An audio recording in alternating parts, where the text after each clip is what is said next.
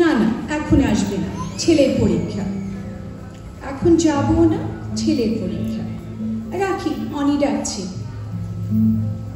হ্যাঁ গো, অফিস থেকে আসার পথে কলা এনো, সবজি যেন হয়, আপেল, নাশপাতি, ডিমগুলো বড় বড় দেখে এনো।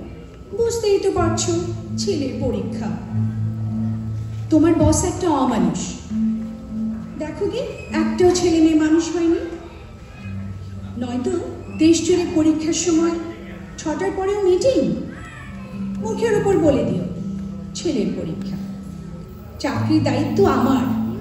মন্ত্রী মামা আছে না, তারও তো মেয়ের পরীক্ষা। সে বোঝে না পরীক্ষার কত ঝাল, ঝুট, ঝামেলা।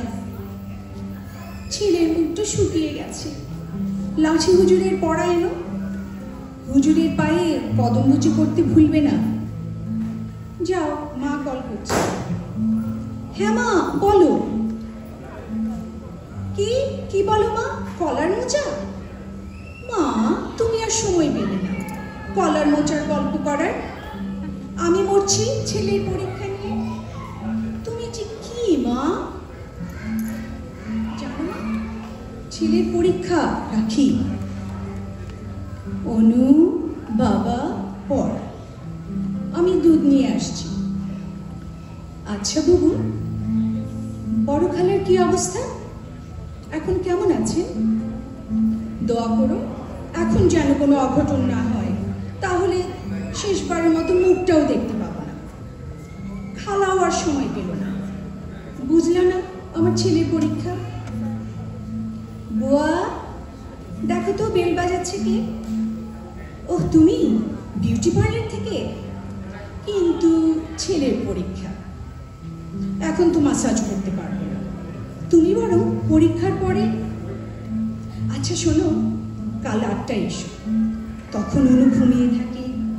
এখন যাও যাও, বুঝতেই তো পারছো ছেলের পরীক্ষা।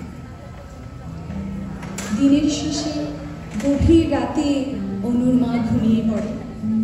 অনুর চোখে ঘুম নেই। বইয়ের পাতা উল্টে দেখে মায়ের ছবি। সব পাতাতেই মায়ের ছবি, সব পাতাতেই একটি লেখা, ছেলের পরীক্ষা, ছেলের পরীক্ষা, ছেলের পরীক্ষা।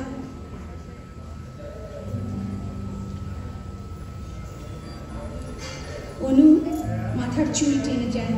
অনুর পা দৌড়ে পালায়। অনু ভয়ে পেছনে তাকায়। মায়ের কণ্ঠ ভীতি অনুকে তাড়ায়। অনু আরো জোরে জোরে দৌড়ে পালায়। ছেলের পরীক্ষা, ছেলের পরীক্ষা। অনু যত দূরে যায়, বিকট শব্দ ততই অনুকে তাড়ায়। ছেলের পরীক্ষা, ছেলের পরীক্ষা, ছেলের পরীক্ষা। দুদিন পর খবরের পাতায় অনুর মা বিজ্ঞাপন দেয়।